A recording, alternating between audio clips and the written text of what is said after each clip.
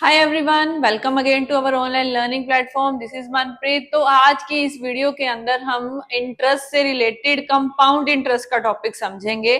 Compound interest के questions को कैसे सॉल्व करना है और ये कंपाउंड इंटरेस्ट होता ही क्या है, वो सब आज की इस वीडियो के अंदर कवर किया जाएगा। बट इससे पहले अगर आपने इंटरेस्ट का जो फर्स्ट पार्ट यानी कि सिंपल इंटरेस्ट अगर कवर नहीं किया तो पहले उसको कवर कर लें।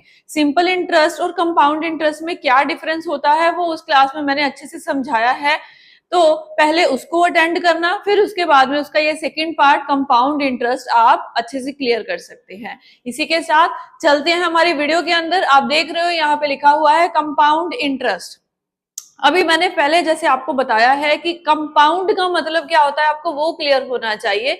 सो compound means accumulate. Accumulate means जब आपका जो इंटरेस्ट पहले साल चार्ज होगा उसके ऊपर नेक्स्ट ईयर भी इंटरेस्ट लगेगा। यानी कि अगर हम एज्यूम कर ले कि एक साल के लिए हमें जो इंटरेस्ट मिल रहा है वो 100 रुपए है, ठीक है। So for the next year आपको जो आपकी प्रिंसिपल अमाउंट है उसके ऊपर तो इंटरेस्ट मिलेगा ही मिलेगा, प्लस ये जो 100 रुपए आपको इंटरेस्ट मिले थे फर्स्ट ईयर में उसके ऊपर भी इंटरेस्ट चार्ज किया जाएगा।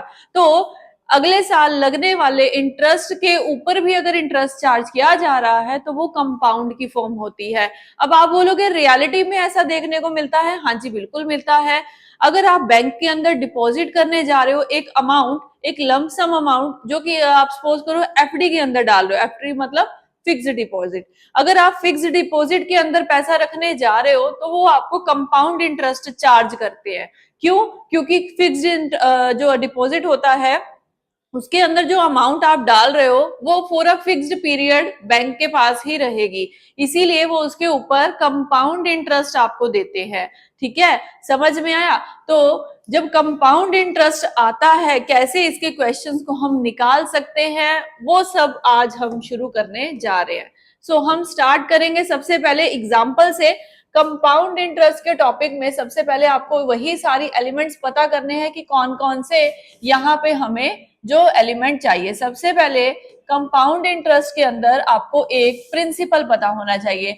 मैंने लास्ट क्लास में भी बताया था प्रिंसिपल किसको बोलते हैं। प्रिंसिपल बोलते हैं बेसिक वैल्यू को। बेसिक वैल्यू जो आप डिपॉजिट कर रहे हो या लोन के टाइम पे आप जो है बैंक से आप उधार ले रहे हो या एज अ लोन अमाउंट ले रहे हो, तो प्रिंसिपल हम लेट कर लेते हैं सपोज 10,000 रुपीज। डन। सो अभी यहाँ पे एक रेट भी चार्ज किया जाएगा, तो उस रेट के लिए हम वही से फिर एग्जांपल में 10% पर एनम ही ले लेते हैं। बट यहाँ उन्होंने वर्ड लिखा है ये कंपाउंडेड एनुअली होगा, है ना। कंपाउंडेड एनुअली मतलब आपको अभी क्लियर है, पर एनम आपका इंटरेस्ट चार्ज किया जा रहा है और टाइम पीरियड हम वही रखते हैं जो हमने लास्ट एग्जाम्पल में रखा हुआ था, 2 ईयर्स का, राइट। तो अभी अगर इस केस में कंपाउंड का आपको इंटरेस्ट सॉल्व करना है तो आप कैसे करेंगे, तो निकालने के देखो कई सारे मेथड है, मैं तीनों आपको वन बाय वन बताऊंगी।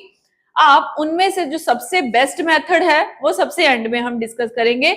बट मैं ये नहीं कह रही कि आप वही वाला ही मेथड लगाओ, आपको अगर दूसरा मेथड कन्वीनियंट लगता है तो आप वो भी यूज कर सकते हो। हर स्टूडेंट का अपना एक ऑरा होता है समझने वाला। अगर आपको फर्स्ट मेथड अच्छे से समझ में आता है फॉर्मूले के अकॉर्डिंग तो आप उसके अकॉर्डिंग भी जा सकते हो, अदरवाइज जो दूसरे मेथड है कैलकुलेशंस वाले आप उनकी तरफ भी जा सकते हो। तो चलिए इसी के साथ हम स्टार्ट करते हैं फर्स्ट। तो इसको सॉल्व करने के लिए अगर आपको सबसे पहले कैलकुलेट करना है कंपाउंड इंटरेस्ट, तो आप पहला जो हम यूज कर रहे हैं फर्स्ट मेथड उसके बारे में हम बात करेंगे यहाँ पे। तो हमारा फर्स्ट मेथड क्या है? फर्स्ट मेथड के अंदर मैं आपको फॉर्मूला बताऊंगी इसको निकालने का। देखो कंपाउंड इंटरेस्ट को सॉल्व करने का फॉर्मूला जो आपने बचपन से पढ़ा है वो क्या होता है, amount equals to principal 1 plus R upon 100 और ये ब्रैकेट बंद करके पार में एन आ जाएगा। यहाँ पे ए क्या है, अमाउंट है, पी क्या है, प्रिंसिपल है, प्रिंसिपल होती है बेसिक वैल्यू, अमाउंट होती है जो आपको मैच्योरिटी पीरियड पे प्रिंसिपल प्लस इंटरेस्ट मिलता है, उसको हम अमाउंट बोलते हैं। आर क्या होता है? Rate of interest. एन क्या होता है? नंबर ऑफ ईयर्स होता है। सो यहाँ अगर हम वैल्यू पता करें तो हमारे पास पहले अमाउंट आएगी, फिर हमारे पास कंपाउंड आएगा।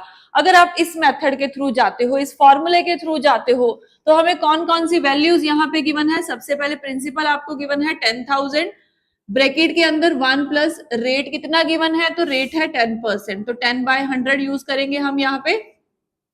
एन क्या है? एन है नंबर ऑफ ईयर्स, तो यहाँ आपको नंबर ऑफ ईयर्स गिवन है 2, राइट। तो अभी इसको सॉल्व करना होगा, तो चलिए फर्दर सॉल्व करें।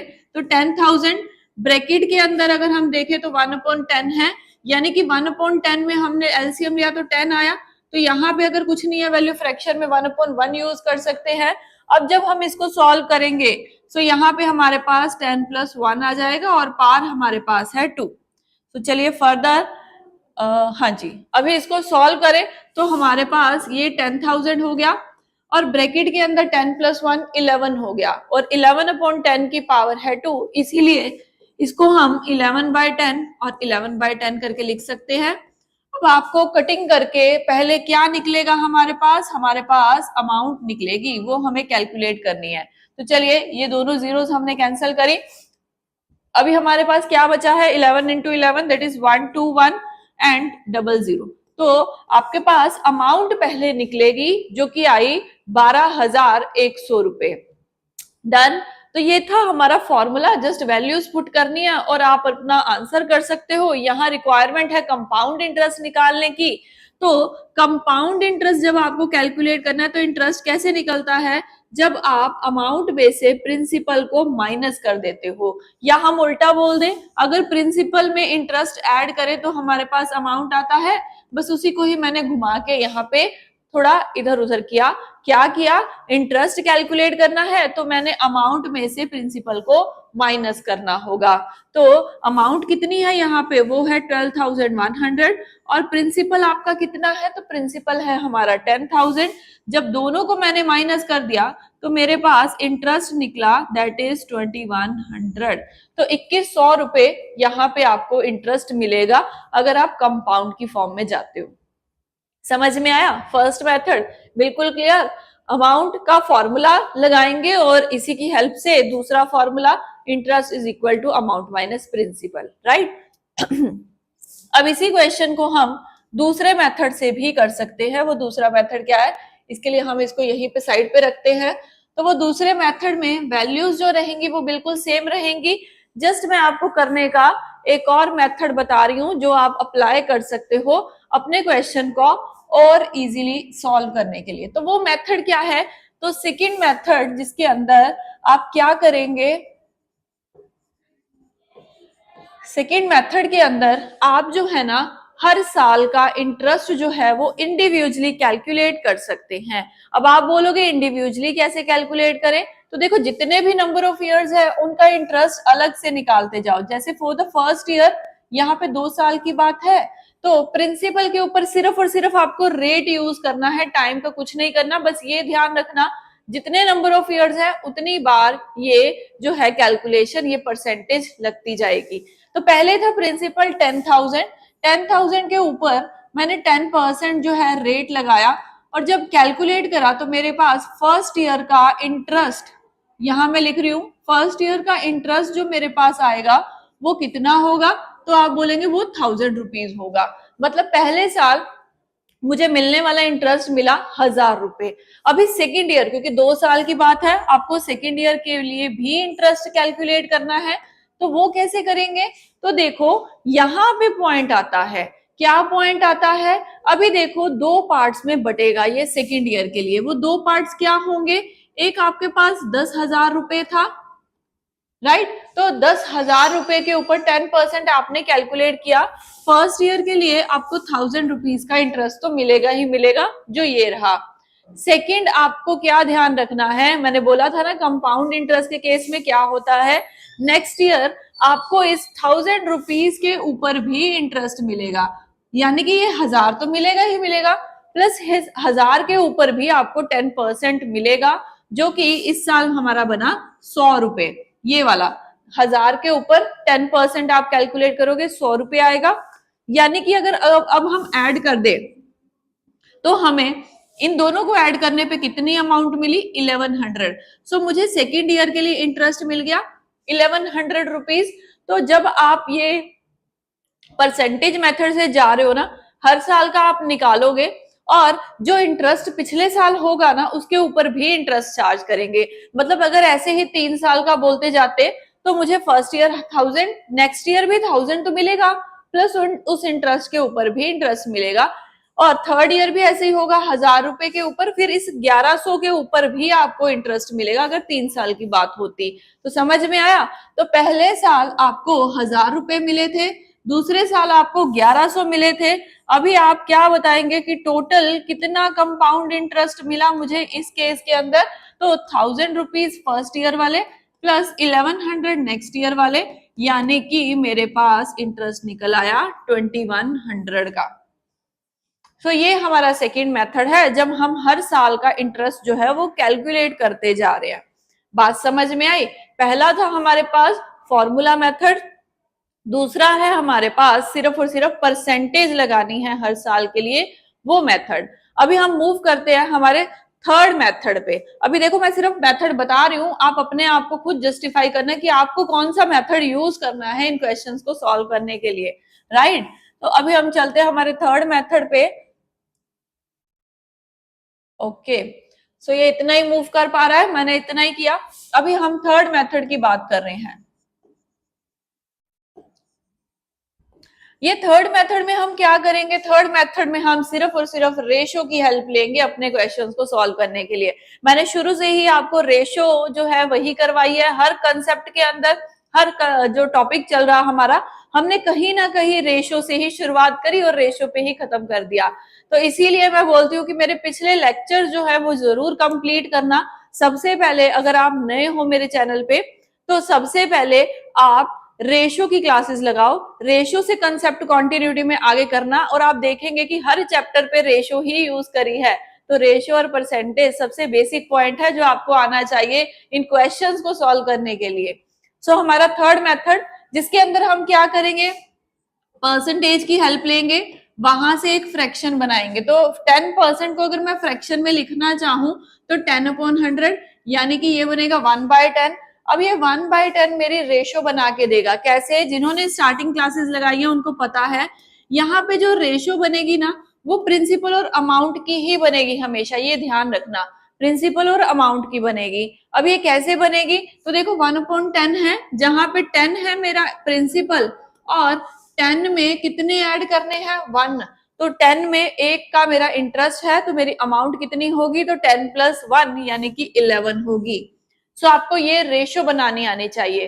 तो रेशो बन गई 10 और 11। ऐसा कितनी बार करेंगे? अभी देखो कंपाउंड पे आ गए, रेशो बनानी आपने सीख ली। अभी कंपाउंड का केस से कैसे सॉल्व करेंगे? तो जो ये रेशो आई है ना 10:11, जितने भी नंबर ऑफ ईयर्स हैं इन रेशोज को उतनी बारी ही आप लिखेंगे। सो ये 2 साल का टाइम था तो मैंने 10:11 10:11 2 बारी लिखा। अभी क्या स्टेप है? अभी आपको इन दोनों को करना होगा मल्टीप्लाई। सो मल्टीप्लाई करें तो यहाँ पे तो आ गया 100 और यहाँ पे आपके पास आ गया 1:1। समझ में आया? सबसे पहला स्टेप क्या है? परसेंटेज से रेशो बनाओ, रेशो बना ली। सेकंड स्टेप क्या है? जितने नंबर ऑफ ईयर्स है उतनी बार इनको लिखो और मल्टीप्लाई कर दो। नाउ द पॉइंट इज, सबसे पहले क्वेश्चन में इन रुपीज क्या गिवन है? आपको प्रिंसिपल गिवन है, तो बस वही आपको काम करना है। तो आपके पास प्रिंसिपल है 10,000 और उसकी रेशो है 100। तो मैंने क्या बोला है हर बारी? अगर किसी एलिमेंट की आपके पास एक्चुअल वैल्यू है, उसकी रेशो है आपके पास, दोनों को कर दो डिवाइड, एक कॉमन मल्टीपल मिलेगा जो कि इस केस में मुझे मिला 100 का। अगर ये 100 का मल्टीपल है, ये भी 100 का मल्टीपल होगा। यहां से मुझे अमाउंट मिल जाएगी जो कि आई 12,100। और अगर क्वेश्चन ये पूछता है कि अमाउंट कितनी है तो हमारा आंसर होगा 12,100। बट इन केस वो पूछता है कि इंटरेस्ट कितना है, तो दोनों में कितना गैप है? 2100 का। तो हमारा इंटरेस्ट आ जाएगा 2100। तो इस मेथड की हेल्प से आप अमाउंट और आपका जो है इंटरेस्ट, वो दोनों निकाल सकते हो। और अगर ऐसे ही आपको क्वेश्चन में अमाउंट दे दे और प्रिंसिपल पूछ ले, आप वो भी बड़े इजीली क्रैक कर सकते हो। अब आपकी मर्जी है, तीनों मेथड आपके सामने स्क्रीन के ऊपर आ चुके हैं, तीनों में से आपको कौन सा अप्लाई करना है आप वो कर सकते हो। मैं जो क्वेश्चंस करवाऊंगी वो मैं इस थर्ड मेथड से कराऊंगी, क्योंकि स्टूडेंट्स को मैंने रेशो से ही हर चैप्टर सॉल्व करवाना सिखाया है, जैसे मैंने पहले भी बोला है वैसे ही हम सारा केस करेंगे। ठीक है, तो इसके बाद मैं आपको फर्दर एक पॉइंट बताना चाहती हूँ, वो क्या है? सो पॉइंट इज कि अगर आपको, ये तो था पर एनम, अगर ऐसे ही आपको हाफ ईयरली का केस दे दे, तो हाफ ईयरली में मैंने आपको सिंपल इंटरेस्ट में भी बताया था, आपको वहां पे क्या करना है, टाइम को कर देना है डबल एंड रेट को कर देना है हाफ। ये आपको ध्यान रखना है, बाकी काम एज इट इज चलता जाएगा। जैसे कि एग्जांपल के लिए आपको बोला कि कंपाउंडेड हाफ ईयरली, और वहां पे जो आपको रेट दिया है 10% दिया है, सो आप उसको हाफ करके 5% यूज करेंगे, 10% यूज नहीं करेंगे अपने क्वेश्चंस को सॉल्व करने के लिए। और अगर वो बोलते हैं टाइम 1 साल का है, तो टाइम को आप डबल कर देंगे, उसकी जगह पे आप 2 इयर्स को यूज करेंगे। तो बस ये 2 पॉइंट्स आपको यहाँ याद रखने हैं। और ऐसे ही अगर आपको क्वार्टरली का केस पूछ लिया जाए कि क्वार्टरली है, सो इन दैट केस फिर से आपको वही काम करना है, टाइम और रेट के ऊपर इसको सॉल्व करने के लिए 4 बार इंटरेस्ट नहीं लगाना। रेट को क्या करेंगे, रेट को 4 से डिवाइड कर देंगे और टाइम को 4 से मल्टीप्लाई कर देंगे। बस यहाँ पे ये पॉइंट आपको याद रखना है। ठीक है, बात समझ में आ गई? सो इतने क्वेश्चंस हमारे यहाँ पे होंगे, अलग अलग टाइप्स के क्वेश्चन अभी हम देखेंगे और उसके साथ ही उसका मेथड भी समझ लेंगे। अगर ये पॉइंट क्लियर है तो हम अब कुछ क्वेश्चंस प्रैक्टिस कर लेते हैं। So let's start. First question देखेंगे अब हम अपना। यस, तो फर्स्ट क्वेश्चन क्या है यहाँ पे स्क्रीन पे, what would be the compound interest on an amount of rupees 800 at the rate of 15% per annum in 3 years। तो यहाँ पे 800 नहीं 8000 कर लीजिए। सबसे पहले तो आपसे ये पूछा जा रहा है कि अगर आपके पास एक अमाउंट है जो कि है 8000 की, और उसके ऊपर लगने वाला जो रेट है वो 15% है, तो बताइए 3 साल में आपको कितना कंपाउंड इंटरेस्ट मिलेगा। सो सबसे पहली बात, रेट कितना है 15%। सो हम क्या करेंगे, 15% के हिसाब से आप सबसे पहले फ्रैक्शन क्रिएट कर लो, तो वो होती है 3/20। सो हम प्रिंसिपल और अमाउंट की रेशो बनाएंगे, तो ये रेशो बनेगी 20:23। कितनी बारी बनेगी, 3 बारी बनेगी। तो चलिए 3 बार इसको बना लेते हैं, तो 20:23, 20:23। अभी आपको क्या करना है, तीनों को करना पड़ेगा मल्टीप्लाई। तो 20 इंटू 20 400, 400 इंटू 20 8000। अगर ये 8000 है, इन तीनों को अगर हम मल्टीप्लाई कर दें तो ये कुछ आ जाएगा 9261। जस्ट ए सेकेंड, ये वैल्यू हम चेक कर लेते हैं। 23 इंटू 23 होता है 529। 529 को अगर हम 23 से मल्टीप्लाई कर देते हैं, सो हमारे पास वैल्यू आती है 12167। तो यहाँ पे 12167 आएगा। ठीक है, तो यहाँ हमारी वैल्यू आ गई 1261। ठीक है, सो अभी हमें क्या करना है, हमें इन दोनों को जो है, आपको यहाँ पे उन्होंने प्रिंसिपल दिया हुआ है ना, तो प्रिंसिपल अप्लाई करेंगे यहाँ 161, ये है कुछ। ठीक है, हाँ अब ठीक है, 27 पीछे आता है। यस, तो अभी देखो रेशियो में ये इतना आ रहा है और आपके पास एक्चुअल वैल्यू भी इसकी 8000 ही है, तो कॉमन मल्टीपल हमें 1 का मिला। अगर ये 1 का मल्टीपल है, ये भी 1 का मल्टीपल होगा, सो हम इसको मल्टीप्लाई कर देते हैं तो सेम वही वैल्यू आ जाएगी। अब आपसे पूछा गया था कंपाउंड इंटरेस्ट, तो हमें दोनों का डिफरेंस लेना होगा। तो दोनों का डिफरेंस कितना आता है, वो आता है 4167, जो कि हमें ऑप्शन बी में मिलेगा। सो बी यहाँ पे आपका करेक्ट आंसर होगा। So done. एक इस क्वेश्चन को अच्छे से देख लो, अगर कोई डाउट रहता है तो आप कमेंट बॉक्स में मुझे बता के इसका आंसर पूछ सकते हो।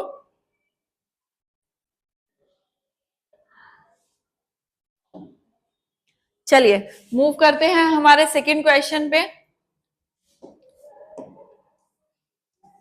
Yes, what will be the compound interest on an amount of 1000 at the rate of 20% per annum in 2 years if the interest is compounded half yearly. तो ये half yearly का केस है.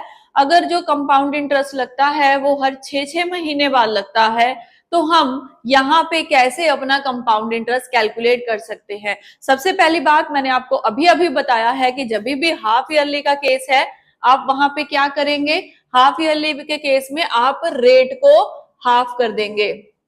सो चलिए फिर इसको स्टार्ट करते हैं.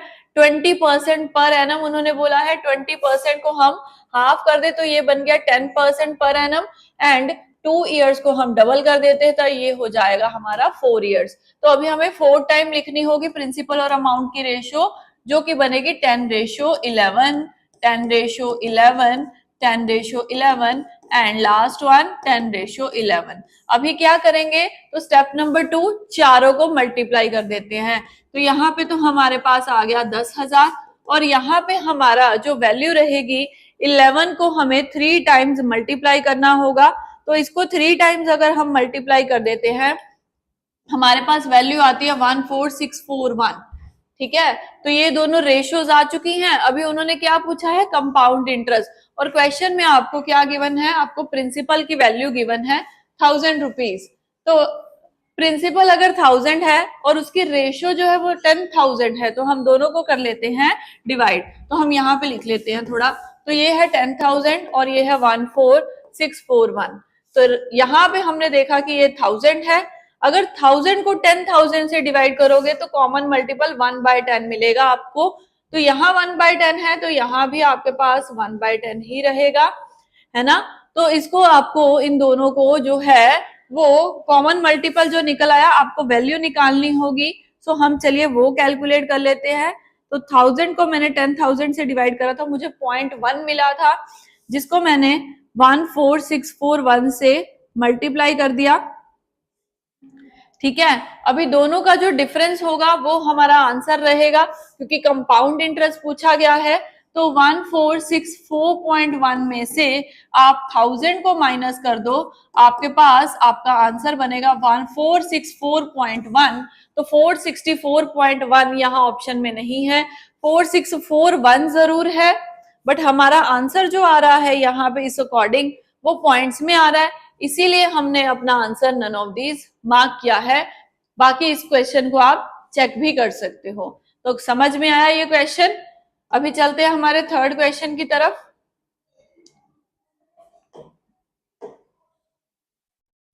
जी, तो हमारा थर्ड क्वेश्चन क्या है, आप प्रैक्टिस कर सकते हैं यहां से भी.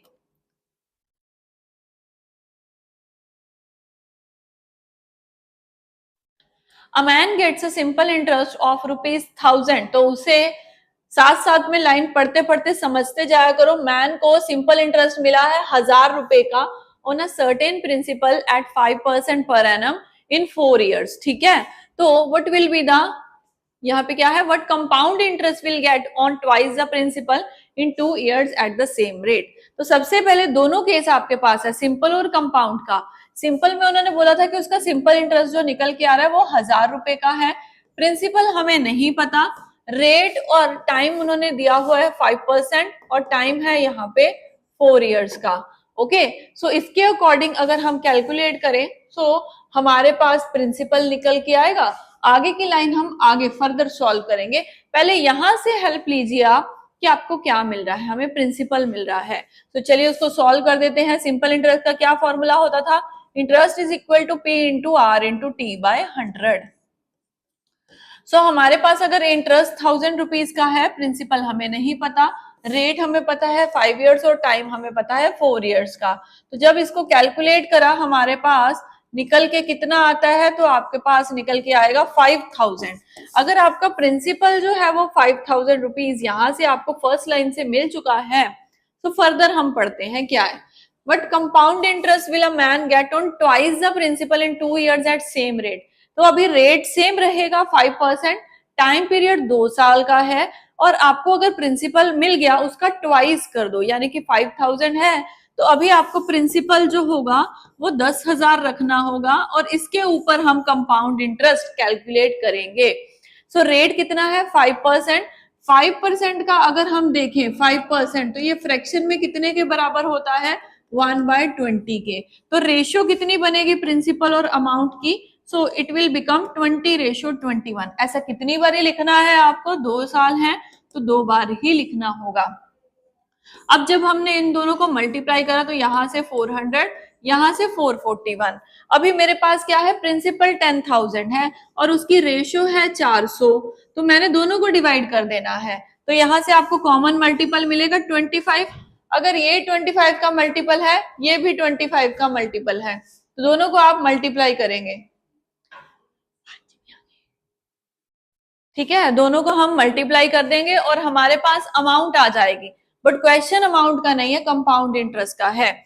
सो अभी देखो, अगर ये 25 का मल्टीपल है, ये 25 का, मैं अमाउंट निकाल सकती हूँ। अभी मैं आपको एक स्टेप आगे लेके जा रही हूँ। उन्होंने कंपाउंड इंटरेस्ट पूछा है, तो 400 और 441 के बीच में कितना गैप है? तो आप कहेंगे 41 का गैप है। और मेरा एक यूनिट कितने के बराबर है? 25 के बराबर है। तो ये दोनों का जो गैप है वो इंटरेस्ट ही तो है, 41। तो मैं डायरेक्ट 41 को 25 से मल्टीप्लाई करके अपनी वैल्यू जो है वो आंसर कर सकती हूँ। तो अभी यहाँ पे जो वैल्यू आपकी निकलेगी वो 41 और 25 को मल्टीप्लाई करके निकलेगी। सो ये वैल्यू कितनी आएगी? तो 1025 आएगी। कैसे पता चला? 25 इंटू 40 किया तो हमारे पास 1000 निकल के आया। 25 चौका 100 और पीछे एक जीरो है, और 25 को 1 से किया तो पीछे 25 भी आ रहा है। ठीक है, तो 1025 आया। ऐसा कौन सी ऑप्शन में पड़ा है? कंपाउंड इंटरेस्ट निकालना, इसीलिए किसी ऑप्शन में नहीं है, इसीलिए हमारा आंसर नन ऑफ दीज रहेगा। अब ये क्वेश्चन आपको समझ में आ गया होगा? यस। तो रेशियो की हेल्प से आप देख रहे हैं कि हमारे क्वेश्चंस कितनी जल्दी निकल रहे हैं। अभी यहाँ उन्होंने क्या पूछा कि in how many years will a sum of ₹800 at 10.5 होगा यहाँ पे, या 10% हम करके देख सकते हैं। एक minute. Will compounded semi annually and become ₹926.1.0। ठीक है, तो अगर आपको एक प्रिंसिपल जो है वो 800 रुपए लगाना है, कितने साल के लिए? सेमी एनुअली है और ये उसका रेट है, तो बताइए कितने साल के अंदर अंदर वो आपको ये वाली अमाउंट जो है ये देगा। यानी कि यहाँ इस केस में आपको टाइम पीरियड पूछा गया है। सो इस केस में हम कैसे काम कर सकते हैं? सबसे पहले तो इस परसेंटेज को 10.5% या 10% के अकॉर्डिंग हम सॉल्व कर लेते हैं, क्योंकि यहाँ पे ना 105% तो कंपाउंड इंटरेस्ट में कभी भी नहीं मिलता। हम 10% के अकॉर्डिंग ये वाला केस समझ लेते हैं। आई डोंट नो कि आंसर आएगा कि नहीं आएगा, अभी हम कैलकुलेट करने जा रहे हैं। यहाँ पे ये जो एरर है हमने उसको इग्नोर कर दिया, राइट। तो चलिए अभी इसको सॉल्व कर देते हैं। तो 2 साल की बात है, तो अभी तो हमें पता ही नहीं है कितने सालों की बात है, तो चलिए कोई बात नहीं। तो पहले हमारे पास 10:11 आएगा, प्रिंसिपल और अमाउंट की रेशियो। फिर फर्दर हमने क्या करना है, इसको 3 साल में लेके जाना है, क्योंकि मिनिमम 2.5 साल है या 3 साल की बात है। तो आप इस केस को ऐसे लेके जा सकते हो। और आगे क्या है आपके पास? अगर 2 साल, 3 साल हम लेट कर लेते हैं, हमने लेट कर लिया कि 3 साल की बात है, राइट। तो अभी हम इसके अकॉर्डिंग बना के देखें तो 10 10 10 यहाँ पे हमारे पास 1000 हो गया। अगर ये 1000 है तो ये वैल्यू 1331 है। रफली कुछ आइडिया हमें मिल सकता है कि रेट जो है वो 10% है। हाँ, एक पॉइंट तो यहाँ पे रह ही गया। क्या वो पॉइंट था? कुछ गड़बड़ हो गई है, एक मिनट दोबारा से देखो। एक पॉइंट हमने मिस कर दिया। वो पॉइंट क्या था? 10% रेट दिया हुआ है। बात ये थी 10% रेट दिया हुआ है, तो हाफ ईयरली का केस है, उसको हाफ तो किया ही नहीं। 5% हो गया ना हाफ में, तो 5% का मतलब 1/20, 1/20 मतलब अगर 20 वाली आइटम 21 में जाएगी। अभी सही है काम। अभी फिर से इसको लिखें 20:21। मैक्सिमम से मैक्सिमम मैंने 3 साल लेट कर लिए। ठीक है, तो 3 बारी मैंने लिख दिया। अभी हमारा जो एज्यूम था वो बिल्कुल सही था, 10% के अकॉर्डिंग हम काम कर रहे हैं। तो हमने जब इन तीनों को मल्टीप्लाई करा, हमारे पास जो कॉमन आया वो आया 8000, और यहां से हमारे पास आया 9261। अभी ये दोनों रेशियोज आ चुकी हैं, इसको एक बार यहाँ पे लिख देते हैं 8000 रेशियो 9261। अभी यहाँ पे जो वैल्यू दे रखी है वो तो है 800। तो अगर 800 को 8000 से हमने डिवाइड कर दिया, सो हमारे पास कितना निकल के आता है? ये 8 के टेबल पे 100 पे जा रहा है, ये 1000 पे जा रहा है। और ये फिर से 10 के टेबल पे 10 पे जा रहा है और ये 10 के टेबल पे 100 पे जा रहा है। आप देख पा रहे हो कि 1/10 के बराबर है, यानी कि 0.1 के बराबर है। अगर ये 0.1 के बराबर है तो ये भी 0.1 के बराबर है। तो जब इसको भी मल्टीप्लाई करा तो ये वैल्यू आती है 926.1। बात क्लियर है? अभी क्या करना है आपको, यही पूछा था ये कितने टाइम में ये हो जाएगी, और वही वैल्यू हमारे सामने है। तो कितना टाइम लगेगा आपको? 3 साल का टाइम लगेगा। तो 3 साल तो नहीं आंसर होगा। क्यों? 3 साल आपका बिल्कुल सही है, number of years 3 years he है। बट देखो फिर से वही पॉइंट है, कंपाउंडेड सेमी एनुअली का केस है, तो सेमी एनुअली में हम क्या कर देते हैं भाई, तो अगर रेट को हाफ किया है, टाइम हम डबल करके कैलकुलेट करते हैं। यानी कि 3 साल जो बनाए हमने डबल करके बनाए। एग्जैक्ट आंसर क्या होगा क्वेश्चन में, स्टेटमेंट क्या होगी, तो 1.5 साल का ही होगा, 1/2। ठीक है, तो यहाँ ये आंसर जो आता है बिल्कुल सही आता है, बी ऑप्शन, 1.5 ईयर। बट अगर कोई स्टूडेंट कहे कि ये तो बड़ा डिफिकल्ट लगा हमें कैलकुलेट करना, कोई बात नहीं, आपको मैं एक और मेथड बताती हूँ जिससे आप इस क्वेश्चन को कर सकते हो। तो देखो सुनो, जब भी आपको नंबर ऑफ ईयर्स कैलकुलेट करने हैं, ज्यादा आप काम तामझाम नहीं करना चाहते, तो सिंपली आप दो चीजें देखो। आपकी जो प्रिंसिपल और अमाउंट यहाँ पे गिवन है 800, 926.10। सीधा मैं ये काम शॉर्ट में आपको खत्म करना सिखा रही हूँ, कंसेप्ट मैंने पहले आपको बता दिया। अभी यहां से देखो आप क्या कर सकते हैं। तो मेरे पास एक वैल्यू 800 है, एक वैल्यू पॉइंट्स में है, तो ये पॉइंट हटा दें तो नीचे कितना आएगा पॉइंट हटा के। तो पॉइंट खत्म करने के लिए मैं इसको इरेज करके फिर से लिख देती हूँ 92610, राइट। तो नीचे पॉइंट के 100 लगा हुआ है। अगर 100 लगा हुआ है तो एक जीरो तो कैंसिल हो गई। अभी इसके नीचे तो फ्रैक्शन में 10 है, इसके नीचे कुछ नहीं है, तो फ्रैक्शन बनाने के लिए हम क्या कर सकते हैं, इसको रैशनलाइज कर सकते हैं 10 और 10 से। अभी कटिंग मत करना, रैशनलाइज कर रहे हैं अभी हम। तो नई रेशियो प्रिंसिपल और अमाउंट की क्या हो जाएगी, 8000/10, और यहाँ पे आपके पास 9261/10। अभी ये 10 और 10 कैंसिल हो गया, काम छोटा हो गया ना, वो 8000 बन गया, वो 9261 बन गया। अभी सुनने वाली बात सुनो, ये तो छोटा सा पॉइंट आपको मैंने एक्स्ट्रा बताया। जब भी टाइम निकालना है ना, तो सिंपली आप क्या करना, जस्ट ये चेक करना क्या ये स्क्वायर है किसी का या किसी नंबर का क्यूब है, बस ये याद रखना है आपको। टाइम निकालने के लिए आप क्या करेंगे, आपको प्रिंसिपल और अमाउंट की तरफ गौर से देखना है। आपको अगर स्क्वायर और क्यूब आते हैं तो बड़ी जल्दी से आइडेंटिफाई कर दोगे कि ये तो किसी ना किसी का क्यूब निकल के आ रहे हैं। किसका, तो 8000 तो 20 का क्यूब होता है, 9261 21 का क्यूब होता है। ये आपको क्यूब क्यूब मिला है ना दोनों तरफ, तो नंबर ऑफ ईयर्स यही हैं आपके। तो यही थी इसको निकालने की ट्रिक। मुझे पता चल गया कि ये क्यूब है, तो 3 आ गया मेरे पास, यानी कि यहाँ क्वेश्चन में जो नंबर ऑफ ईयर्स लिए गए होंगे वो 3 होंगे। बट क्वेश्चन की रिक्वायरमेंट फिर से वही है, डबल करके 3 आया है नंबर ऑफ ईयर्स, आपको उससे पहले का बताना है, तो वो आपके पास 1.5 साल का टाइम निकला। सो अभी क्लियर है पॉइंट, समझ में आ गया, 1.5 साल यहाँ पे आपका राइट आंसर है। अभी अगर टाइम निकालना है तो ये ऐसे आप कर सकते हो। अभी फिर से एक क्वेश्चन जहां पे आपसे उन्होंने वही पूछा चीज को कि compound interest on ₹30,000 at 7% per annum is 4347, so find the period. मैंने क्या बोला था, प्रिंसिपल और अमाउंट की रेशियो लिखाओ। तो सबसे पहले प्रिंसिपल और अमाउंट की तरफ देखो, यहाँ प्रिंसिपल है 30,000, इंटरेस्ट है मेरा 4347, तो अमाउंट क्या होगी, दोनों को ऐड करने में पता चलेगा 34347, 34,347। अब आप इन दोनों को गौर से देखो, क्या आपको लग रहा है ये किसी का स्क्वायर या क्यूब है? अगर आपको अच्छे से आता है तो आप बता दोगे कि नहीं जी बिल्कुल भी किसी का नहीं है।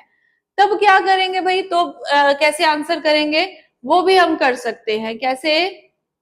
यस, तो आपको यहाँ पे टाइम आंसर करना है, और ये पूरा का पूरा एनुअली का केस है। अगर आपको ये चीज नहीं मिल पाती तो हम उसकी करेंगे कटिंग।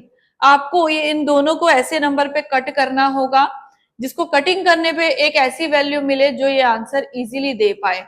तो बस आपको वही ढूंढना है। तो 30,000 तो मुझे 3 पे ज्यादा दिख रहा है, ऐसे ही 34347 को हम 3 पे चेक कर लें तो ये भी जाता है, 7 के ऊपर नहीं जाता। चलिए हम यहीं से काम ले लेते हैं। यहाँ मुझे 3 के टेबल पे मिला 10,000, यहाँ मुझे 3 के टेबल पे मिलता है 11,449, 11,449 आपको मिलता है।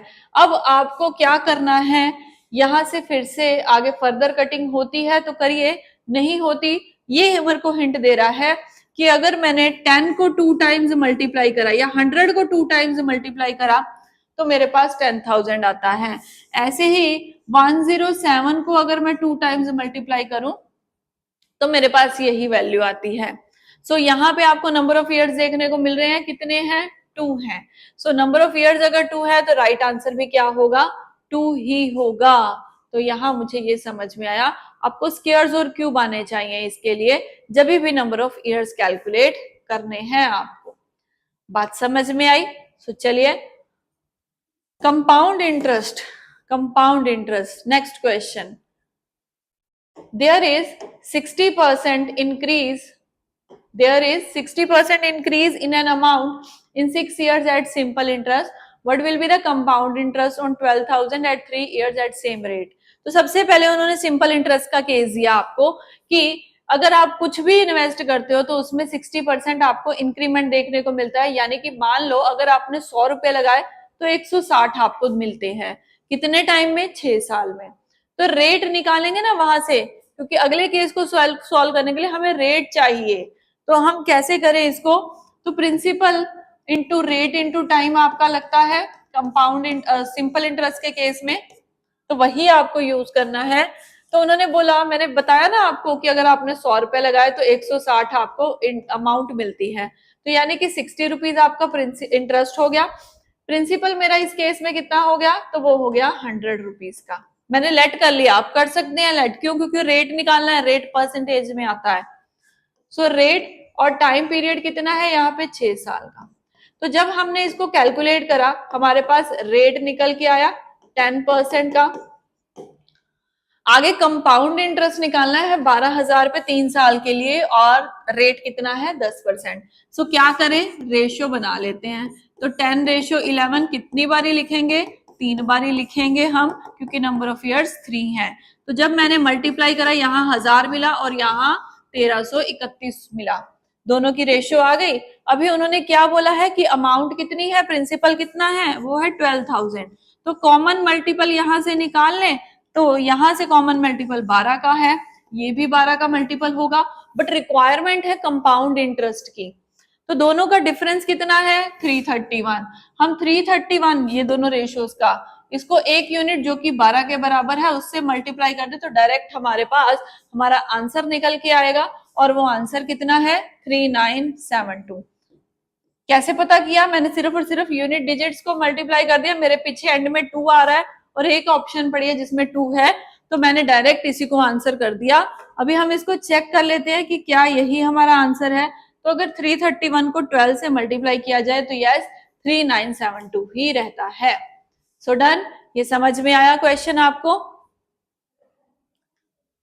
हाँ जी, आई होप कि मैंने आज की क्लास में आपका कंपाउंड इंटरेस्ट, जो स्टूडेंट्स को काफी ज्यादा जो है चैप्टर क्या कहते हैं डिफिकल्ट लगता है, वो मैंने इजीली समझा दिया है। फिर भी अगर कोई डाउट रहता है सो नेक्स्ट क्लास को जरूर अटेंड करना, उसमें भी कई सारे डाउट्स आपके क्लियर होंगे। इस क्लास के अंदर हमने कंपाउंड इंटरेस्ट निकालना सीखा, हमने इंटरेस्ट निकालना भी सीखा, और हमने अमाउंट निकालने भी सीखी। उसके साथ साथ टाइम निकालना भी सीख लिया। और अगर सिंपल कंपाउंड आता है, दोनों की हेल्प कैसे लेनी है, ये 4 कंसेप्ट हमने क्लास में कवर करे हैं। अगली वीडियो के अंदर हम इसके फर्दर क्वेश्चन सॉल्व करेंगे। सो मिलेंगे अपनी नेक्स्ट वीडियो में। Thank you everyone.